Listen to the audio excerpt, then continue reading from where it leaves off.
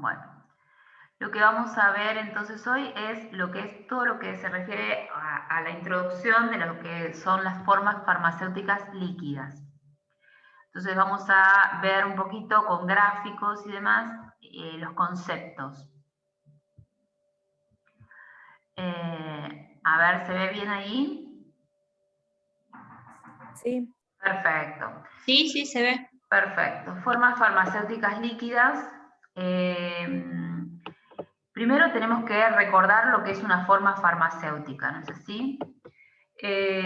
Forma farmacéutica es, digamos, las formas en que los productos elaborados a partir de determinadas drogas son administradas al organismo o tienen la llegada a nuestro organismo. Por ejemplo, o sea, la droga en sí está en forma de principio activo y luego se utilizan excipientes para que ese principio activo llegue al lugar que nosotros necesitamos para curar determinada patología. Entonces, pueden tener estos preparados o estas formas farmacéuticas, pueden contener una o varias drogas, es decir, uno o varios principios activos. Se hacen en la farmacia, se pueden hacer en la farmacia en lo que sería el laboratorio de preparaciones magistrales o también a nivel industrial, que en este momento es lo más común, digamos, ¿no? Los grandes laboratorios los hacen. Pueden ser sólidas, pueden ser semisólidas, líquidas o gaseosas. En este caso vamos a hablar de las líquidas. A lo largo de las siguientes clases vamos a hablar de otros tipos de formas farmacéuticas, pero en este caso vamos a hablar un tiempito sobre las formas farmacéuticas líquidas. Entonces es la forma en que nuestro medicamento llega al cuerpo. En este caso a través de un líquido. Ese líquido puede ser administrado por diferentes mecanismos. Puede ser un colirio, por ejemplo, hasta un jarabe. Puede ser algo oral, como puede ser una loción es líquida y es uso externo. Generalmente las lociones son uso externos. Después tenemos las soluciones, jarabes, les decía. Bueno, hay diferentes variedades de tinturas. Las tinturas también son formas farmacéuticas líquidas. La hepatalgina es una tintura, por ejemplo, para que sepan. ¿Qué sería una forma farmacéutica líquida? Pueden ser soluciones, emulsiones o suspensiones que contienen uno o más principios activos en un vehículo apropiado y que están destinadas a ser ingeridas sin diluir o previa dilución, pero también son destinadas a ser ingeridas, dice acá, yo diría a ser aplicadas. En el caso de las que se ingieren, a veces requieren una preparación previa, es decir, viene el polvo y viene la solución y se denominan soluciones o suspensiones extemporáneas que se diluyen en el momento del consumo. ¿Por qué? Porque si nosotros preparamos la droga ya disuelta, en la disolución, el periodo en el cual la droga tiene una funcionalidad, digamos, se disminuye. Disminuiría la fecha de vencimiento, sería. Entonces, en una forma farmacéutica líquida, como particularmente en la forma farmacéutica líquida, siempre vamos a tener principio activo y vamos a tener excipientes. En el caso de los excipientes para una forma farmacéutica líquida, vamos a tener un vehículo líquido, es decir, todo un sistema que va a hacer que ese principio activo llegue a nuestro cuerpo en las mejores condiciones. El principio activo va a estar en ese líquido que nosotros vamos a colocar, va a estar disuelto o puede estar interpuesto. Si el principio activo no es soluble, se dice que está interpuesto. Entonces, nosotros podemos tener soluciones, dijimos, suspensiones o emulsiones. Por lo tanto, podemos tener sistemas, no sé si se acuerdan de los primeros temas que hablamos, podemos tener sistemas homogéneos o sistemas heterogéneos. En el caso de las soluciones van a ser sistemas homogéneos, es decir, vamos a tener una sola fase. Y en el caso de las suspensiones y las emulsiones vamos a tener sistemas heterogéneos. Pero en todos los casos estamos hablando de un líquido que vamos a administrar al organismo ya sea en forma oral, en forma inyectable, en forma de colirio, es un líquido, siempre va a ser un líquido. Esto que le estoy nombrando, inyecciones, colirios, lociones, jarabes, son todos diferentes tipos de formas farmacéuticas, pero dentro de la clasificación del estado líquido. La solución, que es una de las mejores formas de introducir el principio activo en el organismo. Lo mejor que nos puede pasar es que el principio activo, si está dentro de un líquido, sea soluble en ese líquido. Es lo mejor que nos puede pasar. Pero puede ocurrir que eso no suceda, entonces hay que buscarle la vuelta para armar una suspensión, una emulsión que llegue de la manera adecuada al cuerpo. Pero lo mejor que nos puede pasar, porque esto facilita lo que sería la absorción, es que el principio activo esté disuelto. Entonces, recordemos, porque ya la clase pasada tuvimos una clase de soluciones. ¿Qué es una solución? Es una mezcla constituida por dos o más componentes, donde cada uno pierde sus características individuales y pasan a formar un todo o una sola fase. Es decir, nos van a formar un sistema homogéneo. La solución puede estar formada por un sólido disuelto en un líquido o por, generalmente un sólido disuelto en un líquido, podría ser al revés, pero lo más común es que sea un sólido disuelto en un líquido, o puede estar formado por dos líquidos. También habíamos hablado la semana pasada de solubilidad, hablamos un montón, hablamos de la relación que había entre la temperatura y la solubilidad, entre el pH y la solubilidad. Acá les traje unos videos que no sé si se superponen con los que les había mostrado la vez pasada o no, pero son videos donde se muestran la relación que existe entre la temperatura y la solubilidad. La temperatura y la solubilidad. Es decir, siempre vamos a tener un soluto y un solvente en una solución. El agua es el solvente más común, por lo tanto lo más común que ocurra es que tengamos soluciones acuosas. La desventaja de una solución acuosa es el desarrollo de microorganismos, porque la mayor parte de los microorganismos se desarrollan muy bien en agua. Por lo tanto, para disminuir la probabilidad de que se contamine nuestro vehículo, lo que se utilizan son conservantes. Y los conservantes más utilizados, tanto en la industria farmacéutica como en un laboratorio de preparaciones magistrales, son el nipagin y el nipazol, que son unos polvitos que actúan como conservante de la solución. Es muy aconsejable tener el agua destilada que vamos a utilizar para la preparación de nuestro medicamento ya previamente con nipagin o nipazol diluido. Es importante también saber que el mismo nipagin y nipazol, que si bien se ponen en poquita cantidad, y en poquita cantidad ejercen su efecto, si mal no recuerdo están en una concentración de 0,5%, es importante también que sepan que no es tan soluble en agua. Por lo tanto, para diluirlo se requiere de calentamiento. ¿Se acuerdan como dijimos la semana pasada? Elevar la temperatura mejora la solubilidad. Otros solventes que también son muy utilizados son las mezclas hidroalcohólicas, y cuando me refiero a hidroalcohólicas no me refiero solo a alcohol etílico y agua, sino que hay otros alcoholes. También se utiliza mucho el propilenglicol como solvente, pero normalmente están mezclados agua con propilenglicol o agua con alcohol y propilenglicol.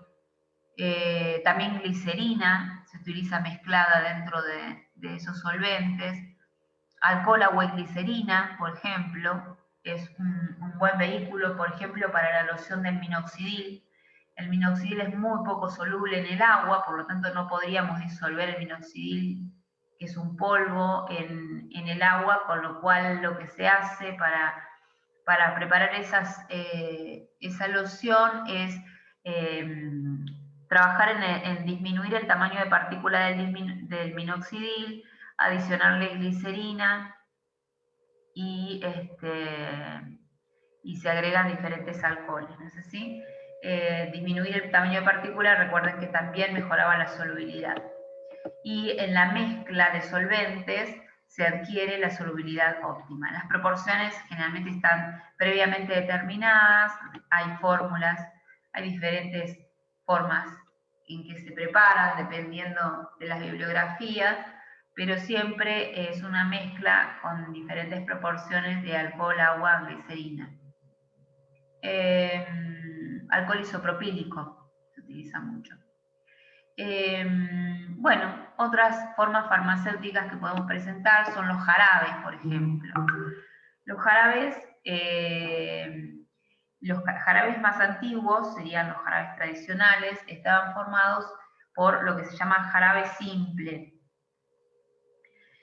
Jarabe simple es una mezcla, o sea, lo que se hace es el agua se mezcla con un alto porcentaje de azúcar y se eleva la temperatura para que ese azúcar o sacarosa aumente la solubilidad en agua.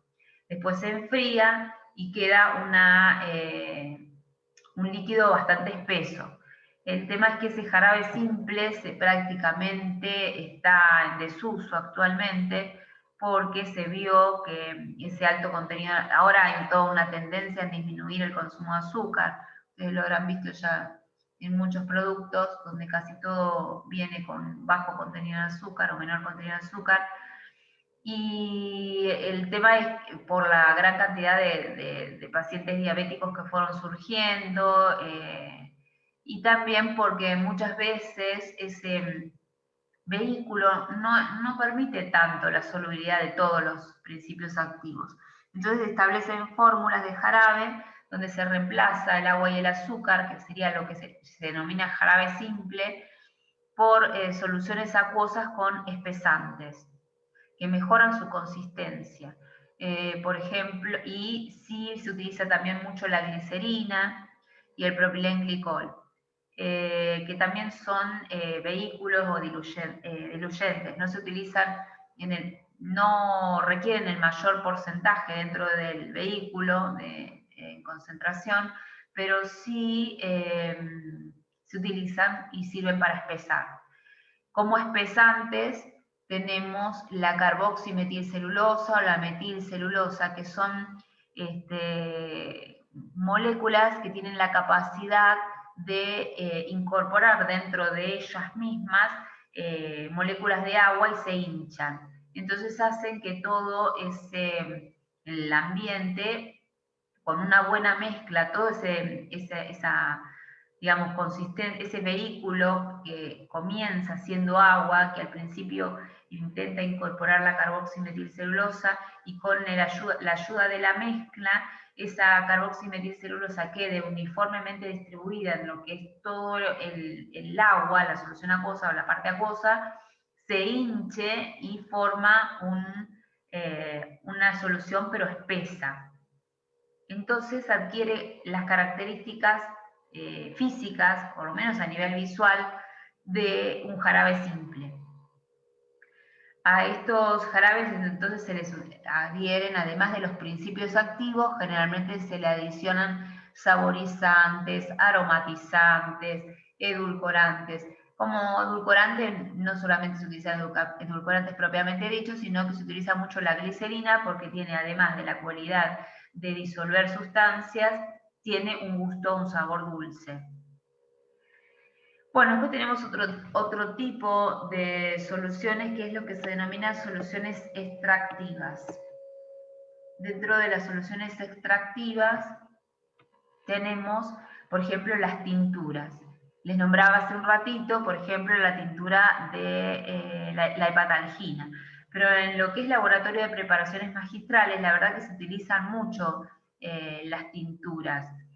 Creo que en alguno de las clases les había contado que las tinturas se obtienen por maceración de la planta con generalmente extractos hidroalcohólicos.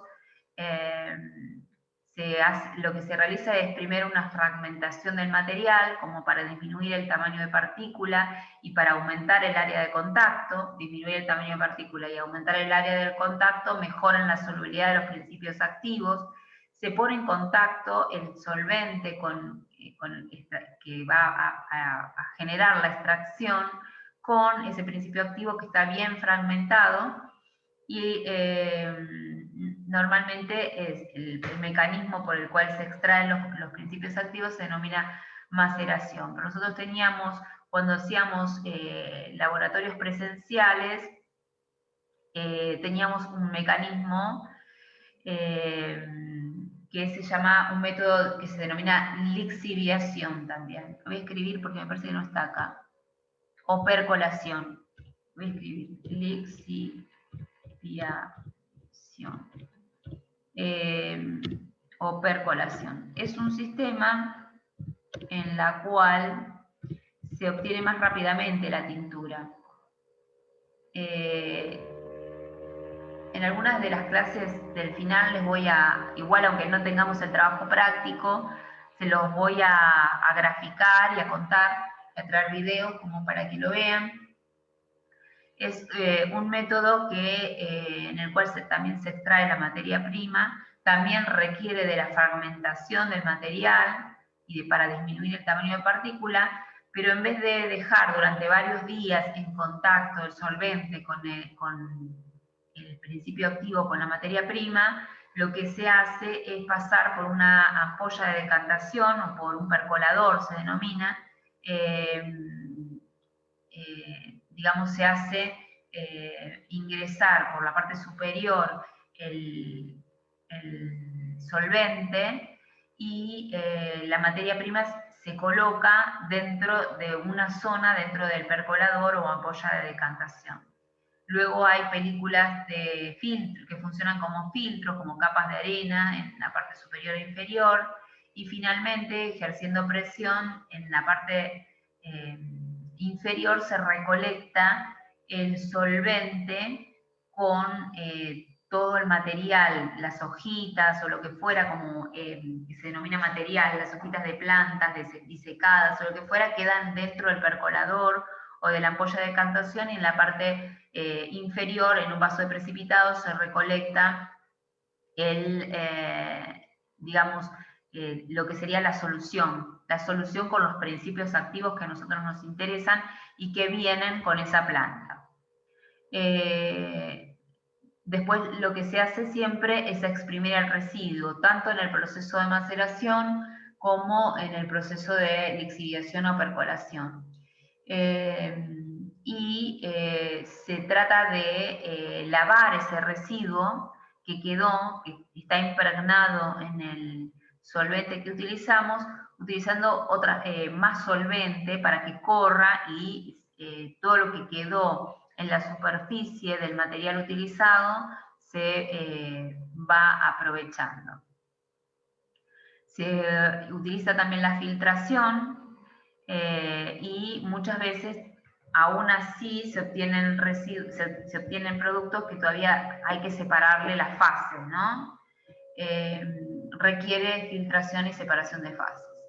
Bueno, esto se los voy a contar bien, una vez con dibujos y demás, cuando tengamos lo que sería la obtención de soluciones extractivas, pero es importante que sepan que una solución extractiva también es una forma farmacéutica líquida. Y también les decía que, por ejemplo, en laboratorios de preparaciones magistrales se solicitan a través de recetas diferentes tinturas que no solamente son las de alcachofa, como en el caso de la hepatargina, sino que también se comercializa mucho lo que es la tintura de valeriana, la tintura de tilo, o a veces se hacen mezclas, y lo que se hace es con eso obtener como colocar todo o envasar en un frasco gotero, y las personas lo ingieren como una forma natural de mantener un estado de calma, que es lo que tanto se necesita en estos tiempos. Bueno, suspensiones. Suspensiones, ya estamos hablando de un sistema heterogéneo, es decir, que tiene una o más fases, no hay dilución. Vamos a tener una fase dispersa, que generalmente va a ser sólida, y una fase dispersante, que generalmente va a ser líquida. Se agregan sustancias espesantes, ¿para qué? Para que esas partículas que queden suspendidas no decanten y se vayan al fondo del recipiente. Un ejemplo es la suspensión de hidróxido de aluminio, que se preparaba también antiguamente dentro del laboratorio dentro del laboratorio de la sede central cuando teníamos nuestro trabajo práctico. El hidróxido de aluminio no es muy soluble, entonces lo que se hace es una suspensión a través de diferentes sustancias espesantes para que el hidróxido de aluminio primero quede bien interpuesto, no disuelto, pero queda interpuesto y no decanta, no cae al fondo. Pues si yo pusiera solamente, no cae al fondo ni queda en algún lugar todo amontonadito y sin mantenerse uniformemente distribuido. Nosotros siempre necesitamos que el principio activo dentro de lo que es el vehículo se encuentre uniformemente distribuido. Después tenemos emulsiones líquidas. Las emulsiones también son sistemas heterogéneos porque tienen dos o más fases. En el caso de las emulsiones, ambas fases son líquidas. La fase dispersa y la fase dispersante. Lo que se hace con las emulsiones, para que no queden separadas las dos fases y quede el principio activo sin poder distribuirse uniformemente, que es lo que a nosotros nos interesa, en vez de utilizarse espesantes, como en el caso de suspensiones, se utilizan como excipientes emulgentes, se denominan, que son agentes que tienen las características de detergente, que lo que hacen es disminuir esa gran diferencia que hay, porque generalmente lo que sucede cuando dos líquidos forman dos fases opuestas es que uno de los componentes, uno de los vehículos, uno de los componentes es muy oleoso y el otro de los componentes es muy acuoso. Entonces es como aceite-agua, es difícil que se unan. Pero si uno le coloca elementos que constituyen excipientes, que tienen característica de detergente, esas sustancias hacen que ambos tipos de sustancias se amiguen, por así decirlo, y esos límites y esas diferencias no se encuentren tan definidas y ambos puedan coexistir manteniéndose interpuestos de manera uniforme también. Las cremas también son emulsiones, pero son emulsiones semisólidas. Eso quería aclararles. Nosotros ahora estamos viendo formas farmacéuticas líquidas. Y las emulsiones propiamente dichas, como por ejemplo el dermagloss en forma de emulsión, es contiene más vehículo líquido con respecto a la crema, digamos. Por eso uno es emulsión y otro es crema. Pero la crema, es importante saber que también es una emulsión la crema.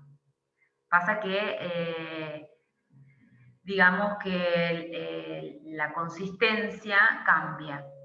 La emulsión tiene entonces características líquidas y es menos espesa que una crema. Y esa característica de la consistencia está dado por la cantidad de sustancias grasas que tiene la emulsión. Acá les quería traer un poquito para ver los tipos de fases que pueden haber cuando tenemos sistemas heterogéneos. Por ejemplo, esta sería dos fases, ¿no? Es un sistema heterogéneo donde tenemos dos fases, una fase dispersa que es lipofóbica y que es afín a los lípidos y otra que es afín a las sustancias acuosas. Entonces tenemos una fase dispersa, siempre tenemos una fase dispersa y una fase continua. La fase dispersa serían lo que está representado por estas gotitas. Esas gotitas es la fase dispersa, que si bien es líquida, me forma pequeñas gotitas. Y la fase continua sería, en este caso, hidrofílica, es decir, de naturaleza acuosa. Y la otra es lipofólica, que es de naturaleza oleosa. Esto es lo que forma un sistema heterogéneo oil-water, que sería aceite-agua, es decir, el aceite es el que forma lo que sería las gotitas. Y la fase continua es la acuosa. Entonces, del lado izquierdo, cuando nosotros mencionamos el tipo de fase oil, water, lo que está a la izquierda sería lo que está, a ver cómo decirlo, lo que sería nuestra especie de soluto, que va a estar en emulsión, formando una emulsión. Y la fase continua, o dispersante, que es la que forma todo el resto, en este caso es la que se encuentra a la derecha, que es agua. Esta es una fase que es al revés, que es inversa. Pueden existir sistemas heterogéneos water-oil, es decir, donde la fase continua es aceitosa, por así decirlo, y la fase dispersa, que son estas microgotitas, es de naturaleza más acuosa. Eso es para mostrarles que existen diferentes formas de formar una emulsión, ¿no es así? No es siempre que va a ser de una misma forma, puede ser, digamos, la fase que se encuentra en mayor proporción puede ser aceitosa o puede ser oleosa. Y era importante que sepan cómo se denomina, si ustedes ven esto en alguna bibliografía, que sepan lo que es. Esta es más difícil, es water, oil, water, y bueno, nada, mejor lo dejamos ahí porque si no se complica demasiado y no es el caso. Es para que sepan nada más que existe. Es simplemente todo esto habla de qué característica tiene la fase que se encuentra en menor proporción y cuál es la fase que la contiene, digamos. Pero siempre la idea es que a través de los agentes emulgentes que tenemos, nuestra emulsión no quede dividida en dos partes, la de arriba y la de abajo, sino que, aunque no se unan, se queden dispersas y uniformemente distribuidas en forma de microgotitas. Cuando se realiza un preparado en forma de emulsión, lo que vamos a tener es que muchas veces sucede que vamos a suponer que tenemos una emulsión, ¿no? Que puede ser water oil o oil water, al revés, me estoy trabando. Pero bueno, lo importante es que nosotros a eso le tenemos que poner, vamos a suponer que esa emulsión es nuestro vehículo. Se puede aprovechar esta característica porque a lo mejor nosotros tenemos que incorporar más de un principio activo, entonces ¿qué va a pasar? Que los componentes o los principios activos que tengamos que incorporar a nuestra emulsión, algunos se solubilicen en la zona acuosa y algunos se solubilicen en la fase oleosa. Y esto es maravilloso, porque si no, no teníamos solubilidad para ese componente. Utilizar en estos casos una emulsión es ideal cuando nosotros tenemos que utilizar también principios activos que también tienen diferentes, o sea, hacer coexistir dentro del mismo preparado principios activos que tienen diferente naturaleza, oleosa o acuosa. Entonces, cada uno se va a ir a la zona donde tiene más afinidad, que es donde va a estar solubilizado, digamos. Al estar mezcladas ambas fases, tenemos en un conjunto, en un todo, tenemos nuestros principios activos con nuestros vehículos que cada uno tiene su diferente naturaleza, ¿no? Bueno, dentro de lo que es el detalle de las formas farmacéuticas, hay muchas cosas que se pueden venir a la cabeza. Yo ya les nombré los jarabes, las emulsiones y las tinturas. También existen las gotas, los aerosoles. Los aerosoles requieren de un envasado especial y se utilizan propelentes que impulsa el preparado para que a través de la válvula, de una válvula salgan finas partículas. Y son formas farmacéuticas líquidas. Por ejemplo, Ventolina aerosol es un ejemplo. Elixires son generalmente soluciones. Colutorios también en general son soluciones. Gotas oftálmicas también, casi todas las gotas oftálmicas son soluciones. Gotas nasales y enjuagues bucales. Todo esto son formas farmacéuticas. Todas estas son formas farmacéuticas. gotas, aerosoles, lociones, jarabes, emulsiones, tinturas, elixires, colutorios. También las formas farmacéuticas inyectables son formas farmacéuticas líquidas. Por ejemplo, dentro de lo que es inyectable, también vamos a poder tener soluciones, emulsiones y suspensiones. Y es importante que sepan que en la situación de la preparación de inyectables, creo que esto lo vimos en una de las primeras clases, siempre se requiere una esterilidad prácticamente absoluta. Por lo tanto, en un laboratorio de preparaciones magistrales común, nunca es posible, ni siquiera está permitido por la legislación, la preparación de inyectables. Un laboratorio de preparaciones de farmacia para inyectable requiere de una esterilidad absoluta de sistemas con flujo laminar y una serie de mecanismos que hacen que el ambiente se encuentre prácticamente estéril, donde nosotros hacemos nuestra elaboración. Por lo tanto, hay muy pocas farmacias que preparan inyectables. Creo que en la provincia de Buenos Aires no hay. Sí en la ciudad de Buenos Aires.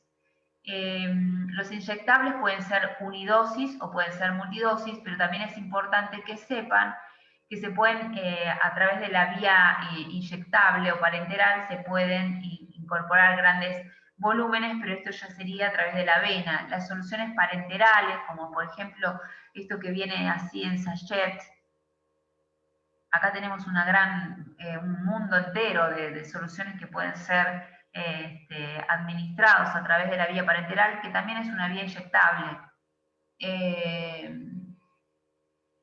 Bueno, por ejemplo, en el caso, por ejemplo, la solución fisiológica en sachet es algo que se puede administrar a través de una vía que va a una vena y a partir de ahí se puede introducir el medicamento dentro del organismo.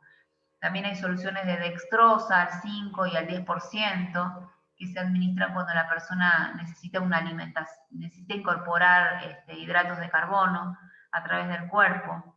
En la mayoría de las internaciones simples se utiliza solución fisiológica, que la función de la solución fisiológica es mantener el cuerpo hidratado, que no se deshidrate.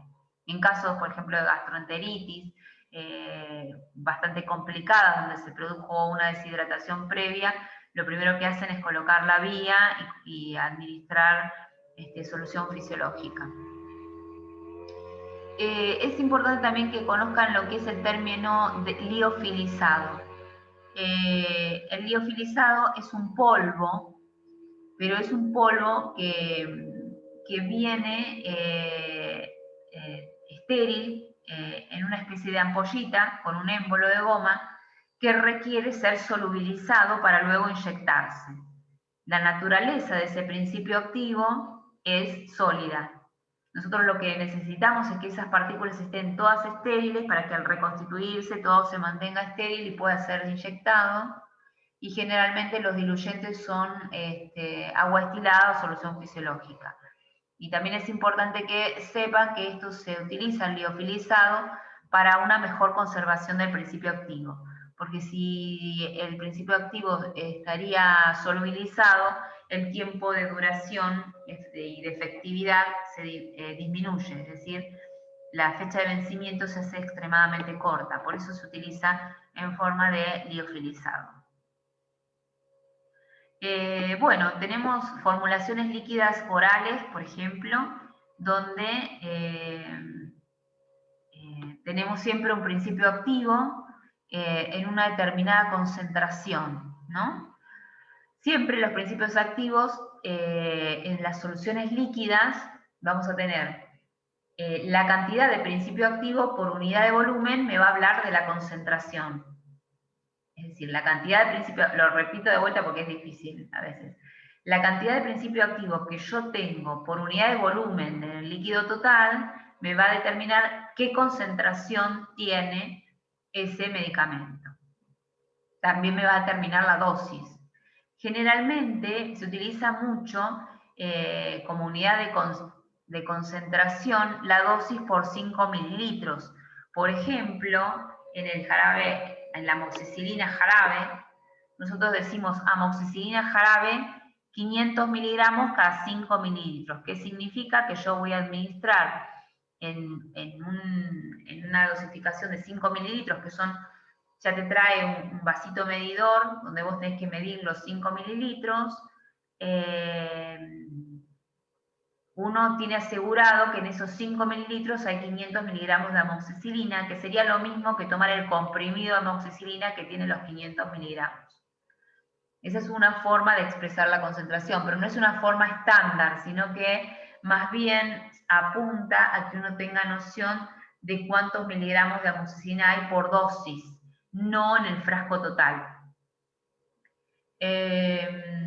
Bueno, también es importante saber que dentro de lo que son las formas farmacéuticas líquidas necesitamos reguladores de pH, son todos excipientes estos que les voy a nombrar, reguladores de pH, solubilizantes, edulcorantes, colorantes, aromatizantes, y muchas veces se utilizan endulzantes o enmascarantes del sabor.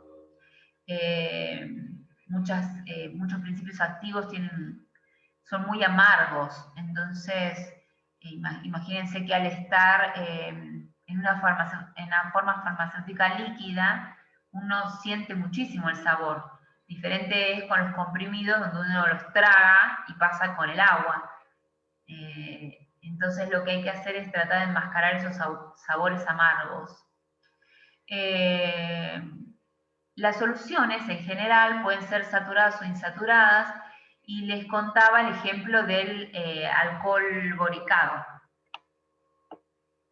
El alcohol boricado, por ejemplo, la semana pasada lo vimos, que es una solución saturada. ¿Se acuerdan que era? Que pasábamos por encima de la capacidad de solubilidad de ese soluto, digamos.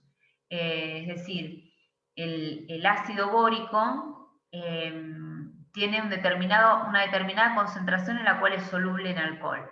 Por encima de eso decanta en el fondo y hay que filtrar. Muchas veces lo que se hace para la preparación más fácil del alcohol boricado es colocar ácido bórico en exceso y después se filtra. Creo que esto lo habíamos hablado la semana pasada. También, bueno, les traigo otras formas de expresar concentración.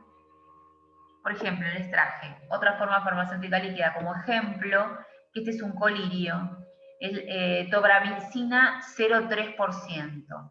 Esto ya, a diferencia de la amoxicilina, no me habla de la concentración por dosis, sino que me habla de la concentración en un volumen de 100 mililitros. Esta es una concentración 0,3%, es una forma de expresar la concentración en cantidad de soluto, en forma de masa, sobre 100 mililitros de solución. Y después tenemos el ibupirac, por ejemplo, el 4%, también me habla de la concentración total del soluto ibuprofeno sobre el vehículo. Es decir, eso significa que en 100 mililitros de suspensión de ibupirac, yo voy a tener 4 gramos de ibuprofeno. Eso sería lo que significa ibuprofeno al 4%. Que en 100 mililitros, fíjense que este envase tiene 90 mililitros, pero si el envase tuviera 100 mililitros de suspensión, yo voy a tener 4 gramos de ibuprofeno.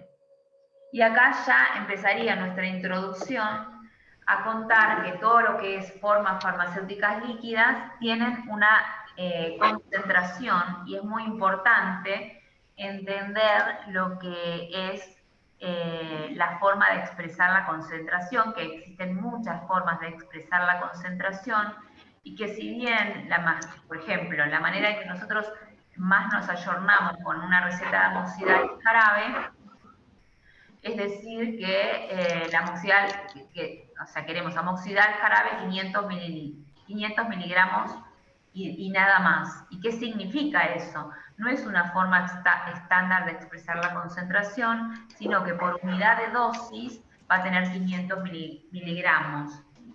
La unidad de dosis es 5 mililitros. Es una dosis. Si nosotros tuviéramos que determinar la concentración de ese frasco, así como lo hicimos con el ibuprofeno, por ejemplo, tendríamos que pensar, si en 5 mililitros yo tengo 500 miligramos de amoxicilina, en 100 mililitros ¿cuánto tengo? Y esa sería una forma estándar de expresar la concentración de la amoxicilina. Existen otras formas, ahora se las voy a presentar. Y esta es la introducción. Profe, Sí. puede ser en el caso del ibuprofeno al 2 o al 4%, depende de la edad del chico, digamos, del nene o del bebé. Es por el peso, sí, es por el peso. Ah, por el peso. Claro, porque fíjate que en el caso puntual del ibuprofeno, la dosis normal para un adulto es 400 miligramos por dosis, digamos, ¿no? Uh-huh. Y digamos que esto es por unidad, todas las dosificaciones son siempre por unidad de peso. Eso es lo que diferencia las formas pediátricas de las formas para adultos, formas farmacéuticas para adultos, ¿no? Claro, yo me confundía porque he atendido a gente, a clientes que ponerle tenían un bebé, no sé, de 6, 8 meses, de 8 meses creo que había visto, y le habían dado el 4%. Sí, a veces se suele utilizar eso.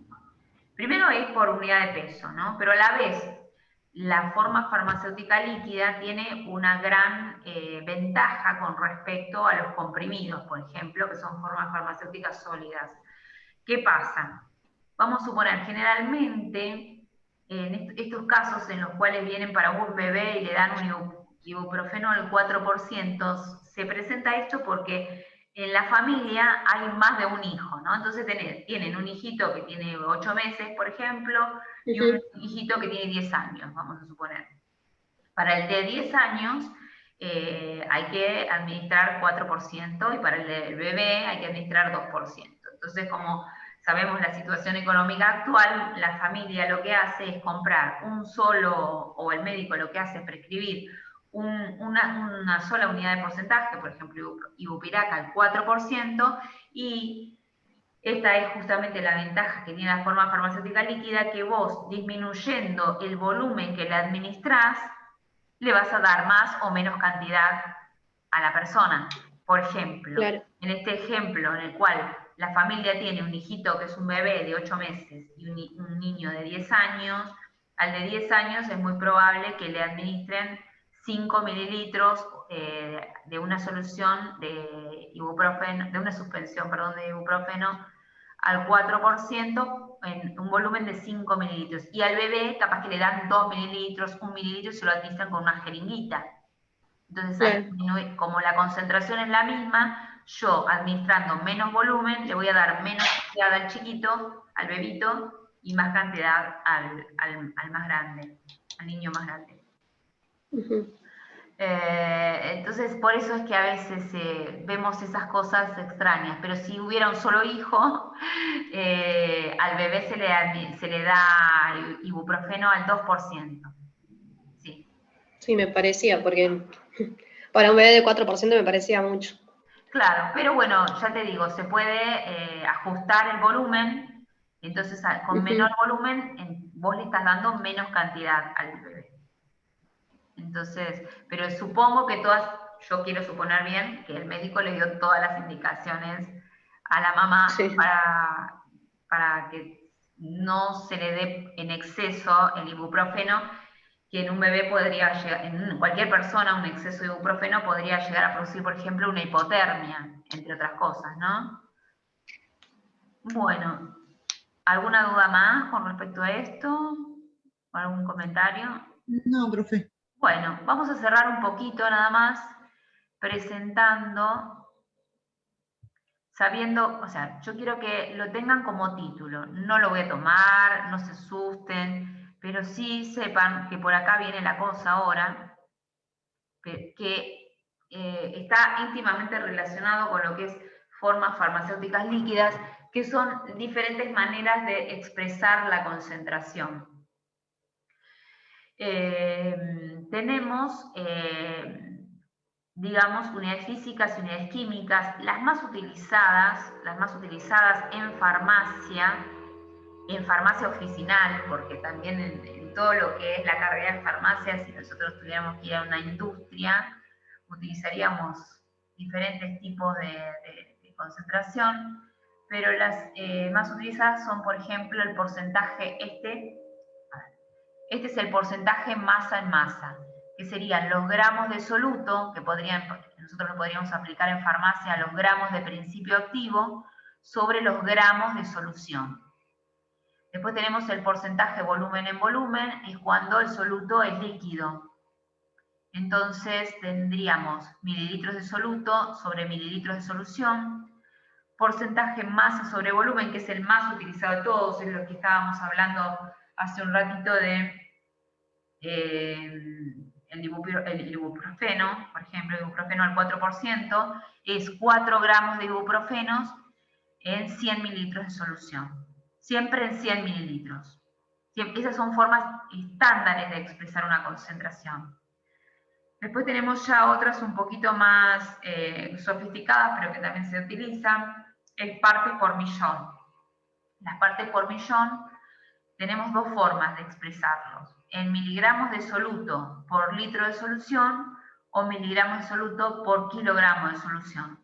Esto es cuando estamos hablando de grandes cantidades generalmente, no lo usamos tanto en farmacia oficinal. Después tenemos otro tipo de forma de expresar concentración, que es la M mayúscula, que se denomina molaridad. Son moles de soluto en litros de solución, no se asusten, después se los voy a explicar bien. La M, que se llama molalidad, que es moles de solutos en kilogramos de solvente. Fracción molar ni lo vamos a mirar. Y normalidad se utiliza mucho en industria farmacéutica y cuando hay que hacer análisis o en laboratorios de análisis de control de calidad. Normalidad se determina con la N mayúscula. Yo creo que este año lo que voy a tratar de hacer es de apuntar a tener más afianzado lo que es esta partecita, ¿no? Porcentaje masa en masa, porcentaje masa en volumen, o porcentaje de volumen en volumen, digamos. Y a lo sumo partes por millón, porque todo lo demás no es utilizado en farmacia oficinal. Si bien la guía de trabajos prácticos, ustedes van a ver que las tienen, las definiciones, y que incluso hay problemas para resolver con molaridad, normalidad, la realidad es que en farmacia no se utiliza mucho y yo la verdad es que me conformo con que sepan bien las primeras que les mencioné, que son las más utilizadas. ¿Por qué es importante? ¿Por qué es importante? Les decía, a veces los doctores te expresan la concentración de una medicación de determinada manera a la que uno no está acostumbrado, y lo que sucede con la persona que no tiene conocimiento suficiente es decir, lo primero que dice, no, el doctor prescribió mal. Y la realidad no es que prescribió mal, sino que expresó la concentración del producto que quiere prescribir, la expresó de una manera en la cual no estamos acostumbrados a ver. Por eso siempre, cuando hay una duda acerca de la concentración o de la dosis que está en la receta, siempre es importante o hacer la cuenta uno, o si uno está en la duda, preguntarle al farmacéutico para ver si eso que está prescrito en la receta es lo que nosotros habitualmente solemos vender. Ya les digo, puede ser un amoxidal, como puede ser una tobramicina. Incluso a veces, entre laboratorio y laboratorio, pareciera a simple vista que no tienen la misma concentración determinadas sustancias. Estamos hablando de colirio. Pasa mucho con los colirios. O pasa con los colirios, no sé si mucho, pero pasa. Que nosotros tenemos un determinado componente que en una marca está expresado en una forma y en otra marca está expresado de otra forma. Y nosotros decimos no son iguales, así como en nuestra primera expresión o lo primero que nos sale. Y después si nos ponemos a hacer cuentas, nos damos cuenta que una de las presentaciones de un laboratorio tiene la concentración expresada de una manera y el otro laboratorio la expresó de otra manera. Y terminan siendo lo mismo. A veces también pasa que vamos a dejar de compartir pantalla, nos basamos mucho, es más, los programas de facturación que tienen incorporados también la búsqueda de drogas por similitud de fórmula, muchas veces los programas no están bien cargados también, sucede eso, no están bien cargados o hay fallas en lo que es la carga del programa, y cuando nosotros queremos buscar un medicamento similar al otro, no nos trae, es decir, vamos a suponer, queremos buscar todas las amoxicilina de 875 con ácido clavulánico de 125 en forma farmacéutica líquida, ¿no? Entonces, cargamos, por ejemplo, un Optamox Duo en jarabe, que es justamente una marca comercial que tiene esa fórmula. Yo cargo eso en el programa facturador, lo coloco y a través de alguna función que tiene el programa encuentro todos los similares con esa fórmula y con esa concentración. Pero muchas veces, si el laboratorio lo presentó en el mercado con otra forma de expresar la concentración, el mismo programa facturador en el cual yo me apoyo para poder, digamos, recomendar, no estaría funcionando. Entonces es importante a veces no mecanizarse con estas funciones, porque puede ser que exista otra posibilidad, como que al estar expresada la concentración de otra manera, el programa no lo esté encontrando. Por eso también siempre es importante el tema de conocer las diferentes formas de expresar la concentración.